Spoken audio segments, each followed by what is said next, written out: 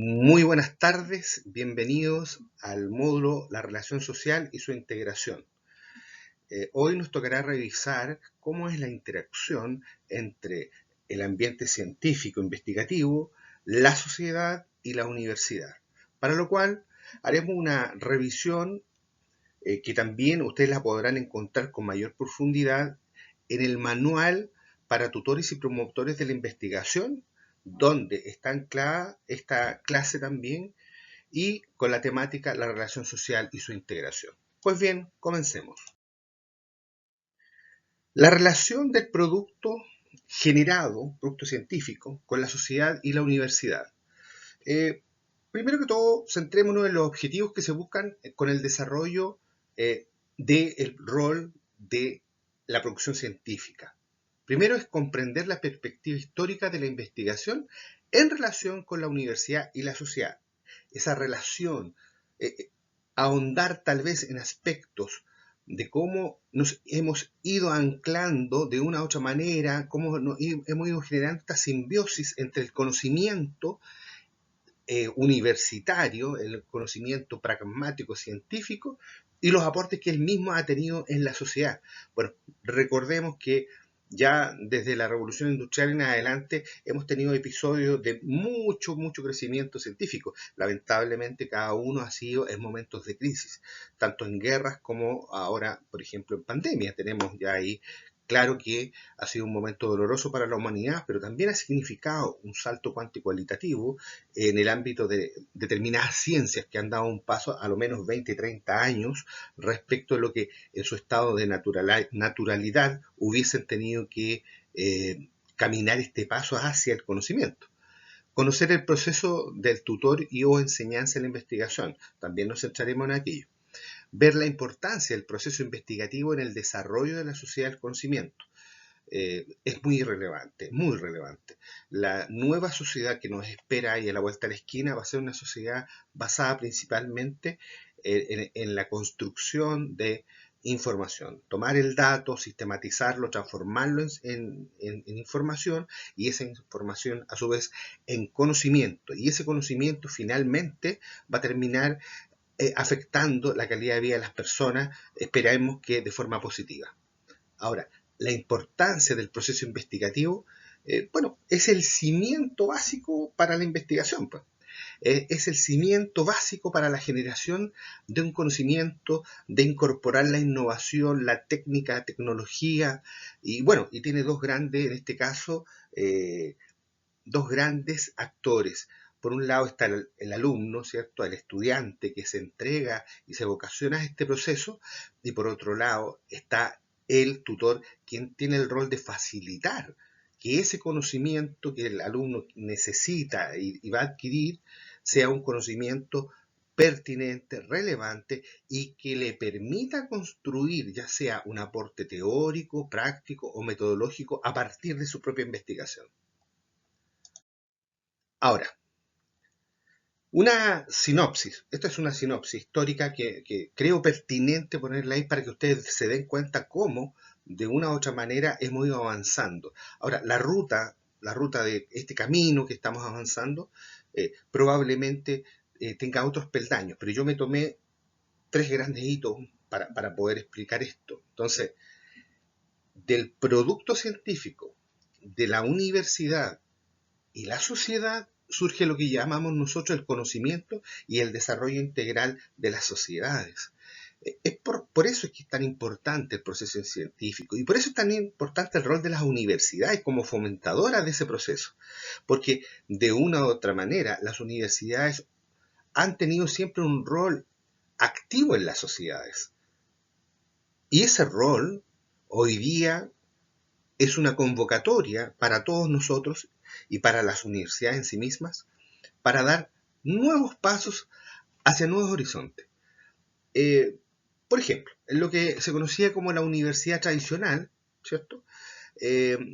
Habían tres instancias de abordaje para el acto científico. Uno era la docencia, vale, es decir, la profesionalización, la cual estaba diseñada para que los recursos humanos tuvieran un mayor desarrollo, ¿no? habitualmente desarrollo técnico. ¿Ah? Y la investigación como producción de conocimiento también estaba anclada ahí, ¿cierto? Pero la cual se centraba más bien en alimentar a la academia de insumos llamados información. Y también estaba la extensión, que sería la mirada de servicio social hacia vinculación con el medio, si usted quiere hoy día, el cual era visto como un servicio social de asistencia a la comunidad. Pero también hay otra mirada, que es la mirada de la universidad moderna.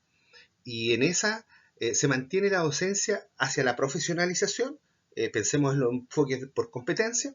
También está la investigación como producción del conocimiento, pero aparece como eje de la vinculación con el entorno. Ahí está bien esta mirada que decía yo de vinculación con el medio, de interacción.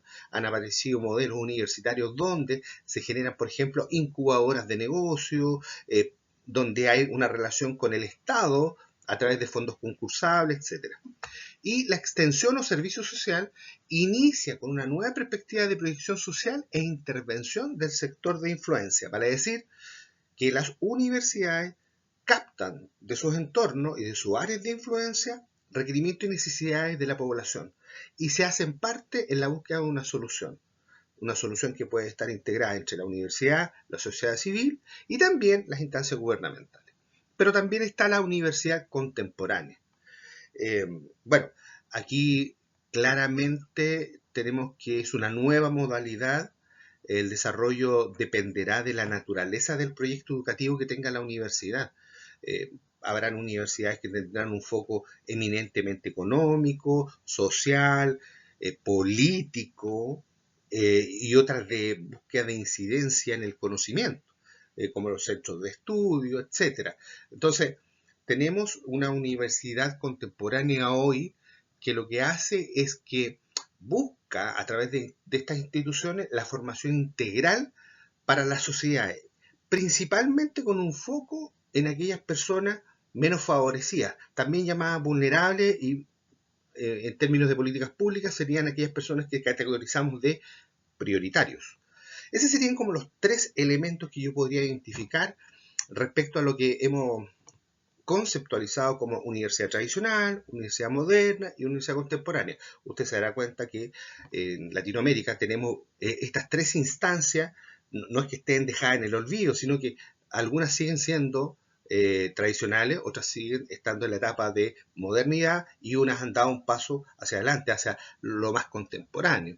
Pero todo dependerá, insisto, de la mirada que la universidad le quiere dar a esta generación entre el producto científico, ella misma como universidad y su rol en la sociedad.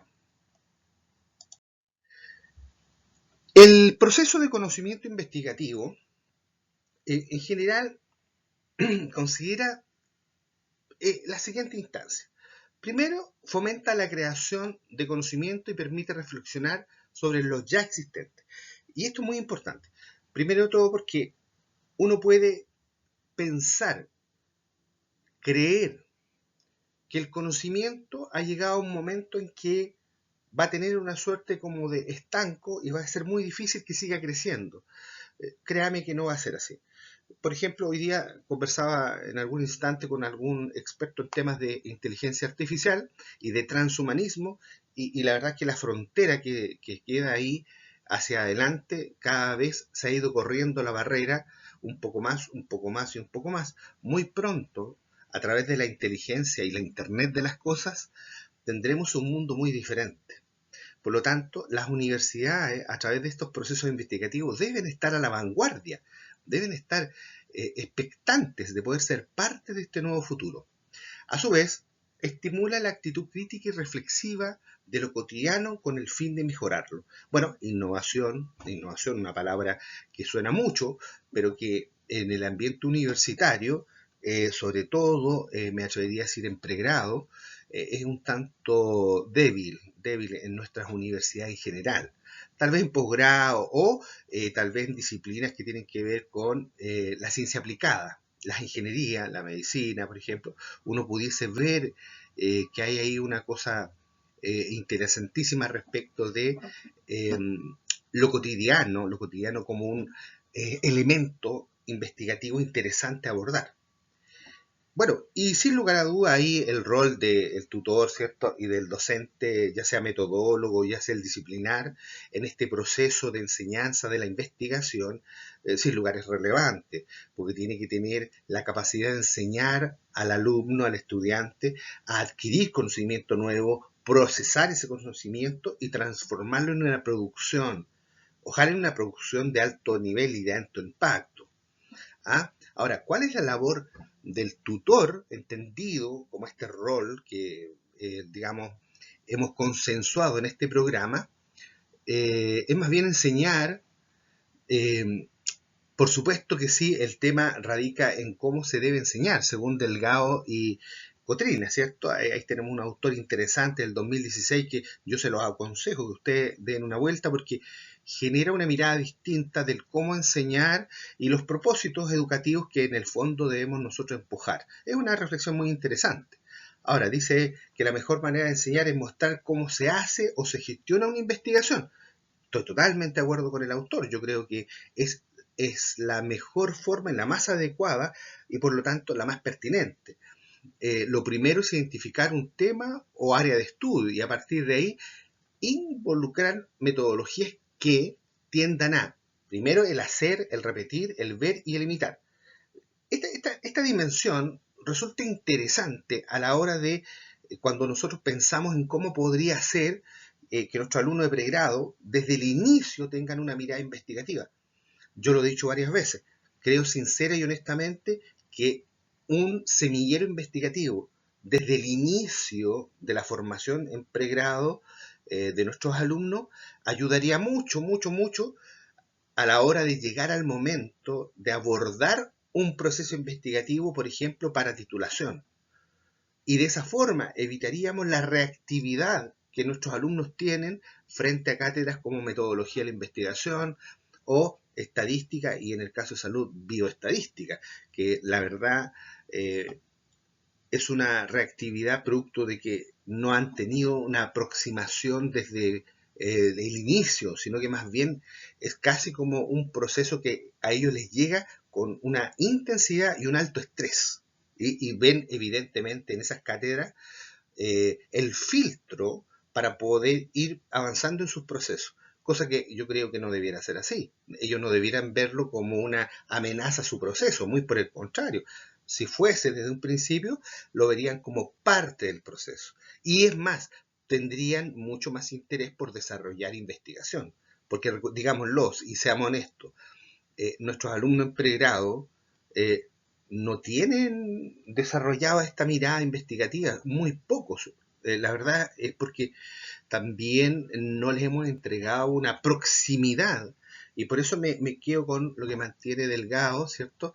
Respecto a que es muy importante aproximarlos a ellos desde muy temprana edad a la investigación a través de el hacer, el repetir, el ver y el imitar. Creo que es la forma adecuada. Ahora bien, esta es una mirada interesante que se las quiero aportar porque yo al menos sentí que reflejaba la intención que está en este programa de lo que queremos lograr a través de este programa con ustedes. Entonces, ¿cuáles son los papeles que el tutor desarrolla cuando hace su tutoría con el estudiante? Primero que todo, un rol de motivador. ¿Mm? Y aquí, ¿qué debe incorporar este tutor? Metodologías con el Know That, ¿cierto? El Know That. Entonces, ¿para qué? Para transmitir teorías y conocimientos, darle el corpus teórico al alumno. También debe tener un rol de supervisor, incorporando ahí metodologías del know-how, vale decir, enseñanza del qué hacer y saberes prácticos. Si usted me pregunta dónde estaría instalado eso, tal vez en el diseño metodológico. Ahora también de evaluador, incorporando metodologías del Know Why. ¿Qué significa eso? Es el uso del pensamiento reflexivo y crítico que transmite significado y valor al quehacer científico. En este momento es cuando el alumno, el estudiante, usted le pide que haga el esfuerzo de análisis crítico, que entienda los procesos reflexivos de inducción, deducción, tesis, antitesis, bueno, todas estas tensiones que uno debe generar en el alumno para que de verdad el alumno busque una alternativa explicativa a un fenómeno en particular y no se transforme, ¿cierto? La tesis, el acto de tesis, se transforme simplemente en la repetición de explicaciones que ya estaban, tal vez un poquito más delineadas, tal vez más maqueteadas, pero al final del día muy similar a lo que se construyó.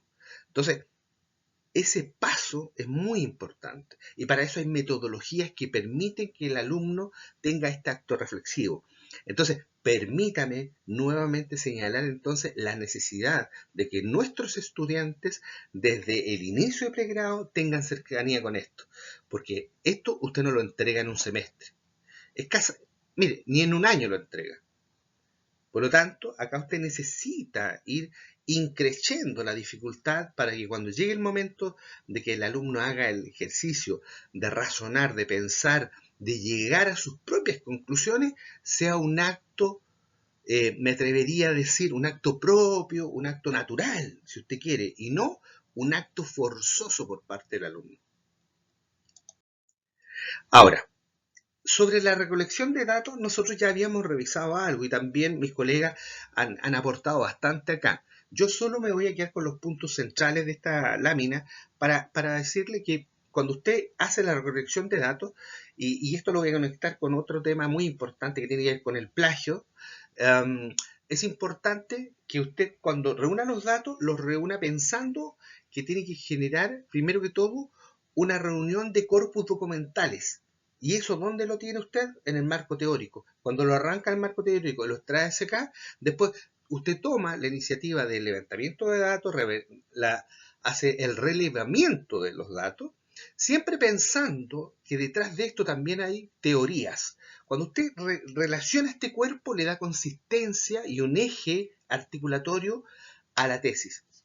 Entonces, en segunda instancia, usted debe ser crítico con las fuentes.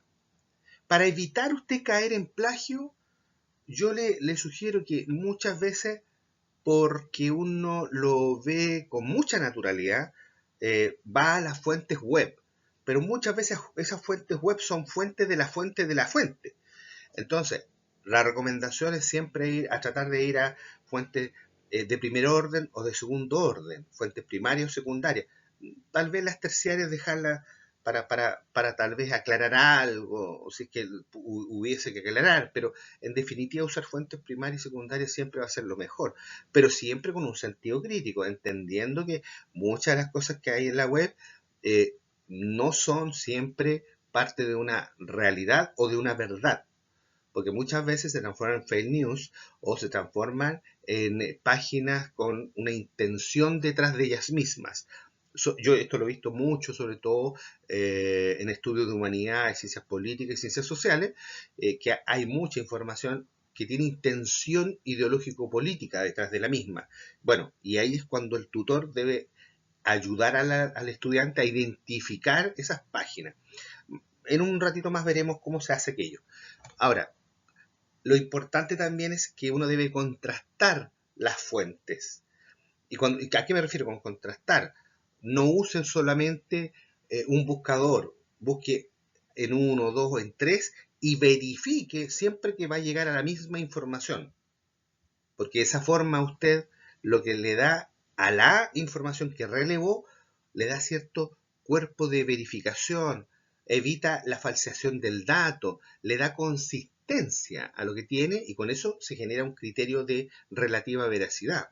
Y cuando digo relativa veracidad, lo digo porque en la web aún todavía, y lo sigo insistiendo, eh, hay información, sí, correcto, pero no siempre es la información primaria. Muchas veces es un autor evaluando o interpretando a un autor original. Entonces hay que tener cuidado con aquello. El respeto por las fuentes, sin lugar a dudas, evitar el plagio, por favor, ante todo, y hacer la correcta citación de las fuentes. En general se está ocupando las normas APA, y ser lo suficientemente riguroso en la citación. Ya sabe usted que si tiene un párrafo y usted lo va a parafrasear, hay una forma en particular. Si tiene más de 40 palabras, también tiene una forma particular, y etcétera, etcétera. Por lo tanto, hay bastante buenas guías que permiten que usted, al implementar las normas APA, no se equivoque. Así que esas guías están a disposición. Bueno, si en algún instante necesitan ustedes una guía digamos sea más aplicativa, ustedes nos dicen y nosotros podemos entregarle algunas de las que nosotros manejamos. Ahora, sobre los instrumentos de recolección en general, estoy hablando acá desde lo general, la encuesta, la entrevista, la observación y la documentación. Todas son herramientas muy importantes a la hora de levantar la información. Ahora, con el tema de la procesación y digamos, el trabajo que está detrás de la generación de esta información que usted releva a la hora de procesarla, es súper importante que el instrumento y la herramienta, el estadígrafo que usted utilice, tenga cierta pertinencia. Me ha tocado revisar tesis en las que de repente uno se pregunta, ¿a pito de qué salió un chi cuadrado? La T de student y otros estadígrafos. Y el alumno lo único que dice es que como venía en el software, yo lo aproveché. Pero no tiene la intención ese estadígrafo de generar una reflexión o generar una idea investigativa. Entonces, como no está esa situación, se genera entonces que no tiene ningún peso ni tampoco tiene ninguna validez ese estadígrafo en la investigación. Ahí es cuando mucho, la verdad, no suma, al contrario, resta. Ahora, sobre los instrumentos de recolección de información, bueno, usted puede ver acá, yo ya le nombré a usted algunos, hay buscadores académicos, estos operadores de tipo booleanos, entonces ahí uno se puede dar cuenta que existe eh, todo un cuerpo de buscadores académicos. Está el Dialnet, el SCielo, el ERIC, el Academia, el Science Research, el TESEO, el que tiene Microsoft, por ejemplo, que es muy bueno, que es el Microsoft Academic Research, y ahí, bueno, usted puede ir buscando. Ahora, la lámina que usted está viendo acá es una orientación para que usted busque, ya sea por palabras o por mix de palabras o por palabras claves. Usted deberá identificarla y buscar el mejor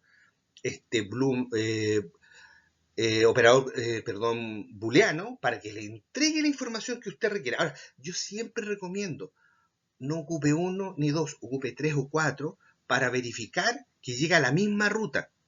A la misma ruta. Si usted llega a la misma ruta, al mismo camino final, es correcto. Entonces, consejo, cuando usted le transmita al estudiante este tipo de metodología a través de instrumentos de recolección de datos, pídale por favor que lo haga en uno, en dos o en tres, con la finalidad de tener absoluta certeza de que está haciendo lo correcto. Ahora, respecto de la difusión de la información, cuando ya está procesada la tesis, cuando usted necesita darle la difusión final a la información, pues ya usted logró por fin tener un corpus investigativo interesante, mi consejo es que haga lo que tiene que hacer, comuníquelo. Porque el conocimiento se genera para eso, para socializarlo, para comunicarlo. El valor del mismo es ese, tener una incidencia en la sociedad. Entonces, cuando uno hace proyectos investigativos, en general, cuando son de cierto tamaño hacia arriba, lo que uno hace es que involucra tiempo, dedicación, disciplina y sobre todo esfuerzo. Y eso debe coronar con esto que digo yo, comuníquelo. Dígale al mundo lo que usted hizo. Ahora, es por ello que se merece ser difundido el conocimiento, por lo mismo que estoy diciendo, ¿cierto? Entonces, ¿cómo podemos lograr nosotros eso? La difusión de los resultados puede realizarse de forma oral o escrita. Y aquí al lado usted puede ver que la difusión de los resultados tiene dos patitas, ¿cierto? Una que es la oral, que está usted participe en seminarios, convenciones, presentaciones en general de su conocimiento adquirido. Eh, y es importante, sí, a través de foros, por ejemplo, utilizando la telemática, esta tecnología maravillosa que nos está acompañando ahora y que nos permite comunicarnos en cualquier parte del mundo. Y en lo que se refiere a escrito, bueno, están los informes, artículos y también la generación de la tesis en sí misma. Y cuando están los artículos, usted sabe que los artículos tienen una patita que es el artículo científico y el artículo académico. Entonces, usted deberá decidir dónde va a inscribir el conocimiento que usted acaba de generar. Pero es importante, como digo, difundirlo, comunicarlo. Respecto de... Estos son tips en realidad, ¿eh? Respecto del informe. Los informes poseen dos tipos, el informe científico y el informe técnico. Entonces, cuando uno los aborda, entonces me tomé de acá de un autor que a mí me gusta muchísimo por lo ordenado que es él, que es Borges África, ¿cierto? Que es de 2016, donde él señala 4 tipos de investigaciones, a saber, y dice, investigaciones empíricas, revisiones y replicaciones de investigaciones anteriores y artículos teóricos. O sea, si usted lo observa, son bastante contingentes y en realidad tienen que ver mucho con lo que hacemos nosotros que nos dedicamos a esto. Muchas veces uno lo que hace son investigaciones de carácter empírico, ¿cierto? Pero también hace revisiones a investigaciones anteriores, donde uno busca una lista distinta o una observancia diferente. Pero también hay replicaciones de investigaciones anteriores. Por ejemplo, muchas veces los estudiantes de posgrado, por ejemplo, que han hecho una maestría, tienen una línea investigativa desarrollada en su maestría y después, ¿qué hacen? La hacen extensiva en posgrado, en un doctorado, o ya sea en una investigación de tipo postdoctoral.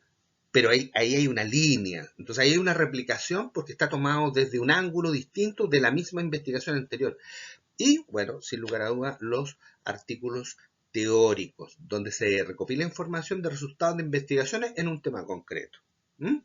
Ahora, un informe científico debería reunir las siguientes características según Pérez Llantada del 2001.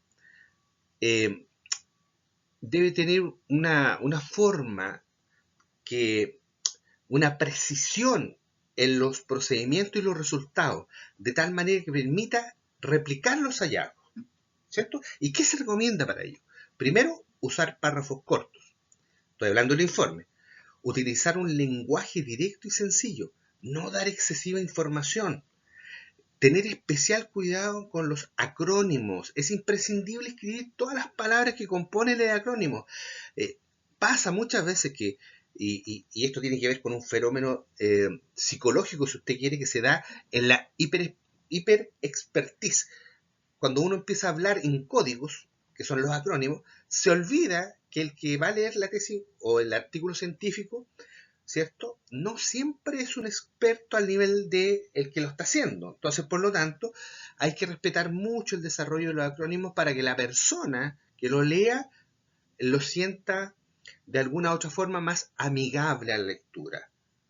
La amenidad, de forma de motivar al lector a leer el informe completo. ¿Y qué quiere decir esto? Que el artículo debe tener, si bien densidad, y eso yo lo acepto, no tengo problema con la densidad y la complejidad teórica de repente que debiese tener un artículo por el área en general, pero también debe tener una cosa amena, tiene que poder leerse sin caer en la pesadez intelectual, en el abuso del intelectualismo, si quiere usted. Ahora, la estructura del informe en general: título, autor y filiación, resumen, introducción, dentro del método, el diseño, los participantes, los instrumentos, los procedimientos, los análisis de datos, los resultados, la discusión teórica, ¿cierto? Que uno va a tensar ahí, las conclusiones a las que uno llega, las referencias bibliográficas y los anexos si los hubiere. Esto es una propuesta por lo demás. Ahora, sobre el análisis bibliométrico, fíjese que es muy importante cuando usted construye una tesis o construye un proceso investigativo, ser muy riguroso con la bibliografía. ¿Y por qué digo esto? Porque de repente las normas APA en ese sentido son bien exigentes a la construcción del marco teórico y a las referencias.